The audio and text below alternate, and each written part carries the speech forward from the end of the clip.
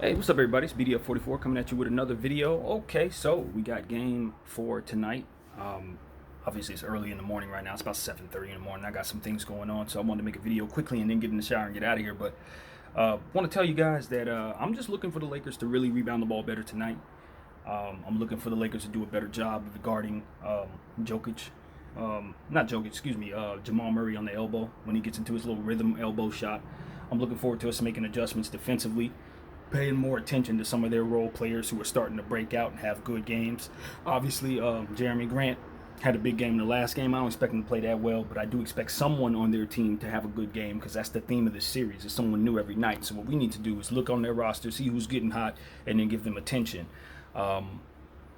We should probably consider what size can do for us tonight. Nikola Jokic is a fantastic center, but he's going to have to wear down at some point. It would be nice for us to throw some bodies at him, continue to start Dwight Howard. I think Dwight will play better in this game than he did in the last game. He's been bringing us the right energy, but fouling too much. I think he'll reel it in and play a little more calculated basketball out there. And one thing I'm also looking for tonight is to see if Caruso's going to be able to go. I hear that he's hurt. I don't really look for him to do a whole lot on the offensive end, although he's been slashing, getting to the line pretty well, hitting his three a little better. But the defensive side of the ball is where he's most useful and where he's most of a help for us.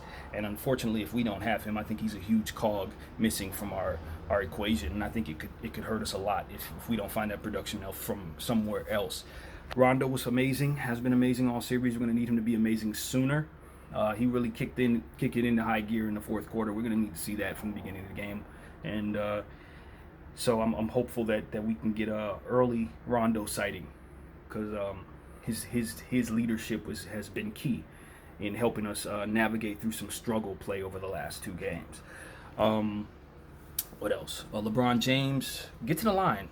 Get to the line. I was looking at the box score, listening to Skip Bayless this morning, and they were basically saying LeBron James hasn't been getting to the line pretty much at all, damn near. Like, he shot maybe 10 free throws, I think they said, throughout the entire 3 games. Look, if he needs to get to the free throw line 10 times tonight, this is one of those games where we're going to need LeBron James to really put on his scoring hat. And it's frustrating for me because I know he can give us big scoring nights, but he just chooses simply not to because he wants to continue to get everybody involved. But sometimes it's just necessary to get scoring Braun going because there's really no one who can stop him. I'd like to see him take better shots. I really get angry when I see teams shoot 3-point shots in transition early in the shot clock off a rebound from the other side. You come down and you jack up a 3. When you have numbers, so to speak, when you have more guys on your team down there than they have defenders to match with you. I cannot stand that. Can we please get quality possessions? Every possession should matter in this game. We are in a space where we should be considering this game to be a game 7 for us, because what we don't want is to give a younger team more opportunities to continue to run at us. We don't want that. The series needs to end in 5 if we are going to feel good about things. And Miami won their game yesterday. They're one game away from being relaxed again going into the following series, the finals for themselves. They beat the Celtics. They're going to be resting, waiting for somebody to win this series. We do not want to run into a well-rested finals team if we're so lucky to beat Denver. So we would like to impose our will on Denver tonight and get this victory. Yeah, man, there's so much to look at. If anything, tonight, I'm just hopeful that we can play some fresh legs. I want to see talent out there. I want to see JR out there. If Waiters is good, I want to see him. Because what we're running into right now is fatigue. I don't know if it was just a one-game fatigue, maybe something that a good night's sleep and a good meal could help, or if this is long-term fatigue and we just are finding that the aging process for some of our players is starting to rear its ugly head in some of these comeback situations. We've been having to exert a lot of energy trying to get back into basketball games and trying to fight through struggling play. We must have some easy game in this series. There has to be a game where we can sit AD and LeBron. There has to be a blowout game somewhere in this series. Because if not, we're running into some real fatigue issues that could carry us if we do leave this series. If we get out of this series and make it to the finals, that's when we're really going to run out of gas against Miami. And so, not to get too far ahead of myself, but you do want to assume, as the better team, that you still have more basketball to play. And in order for that to be the case, we're going to have to rebound the ball. We're going to have to stop turning the ball over as well. Way too many turnovers in this series thus far. Denver's not that good of a defensive team for us to be turning the ball over the way that we do. A lot of the turnovers that I'm seeing have been unforced, butterfinger issues, slipping on the ground. We just need to make sure that we have our balance about us and are controlling the tempo of this game. We have not controlled the tempo. Nikola Jokic's pace has been controlling this entire series thus far. That must change. That's another reason why we don't want to take early shots in the shot clock, because we don't want to get in a track meet with the Denver Nuggets. They're in better shape than us at this point. They're younger than us, and they play in altitude. It's very, very important that we play the pace that we want to play and keep fresh legs involved. AD, if you can give us a big night scoring the ball, that'd be great. As I said a few videos ago, this is really not about role players for the Lakers. It's really not. We need fresh legs because we want to keep our stars fresh. But it's about stars playing well. And the truth of this series is that our stars have not been very good for their standards. They've been good for other people's standards, but for AD and LeBron James standards, they get about a C for this series thus far. Through three games, I give them a C. Both of them get C's. Like, I'm not overwhelmed by the greatness of their play. Anthony Davis hit a fantastic shot, of course, in game 2 that got us where we are with the 2-1 lead, but he hasn't been spectacular in this series by any stretch of the imagination. I think part of what's hurting the Lakers right now is just having not been really tested in these playoffs. Portland gave us a little bit of a scare in the first game, and then, of course, injuries bit them, and that was it. The Rockets, same thing. Gave us a scare in the first game, and then Daniel House's situation took place, and that was pretty much it. So we've been able to kind of avoid murky waters in these playoffs. While our opponent, Denver, they live in murky waters. They bathe in murky waters. They spend more time in murky waters than they don't.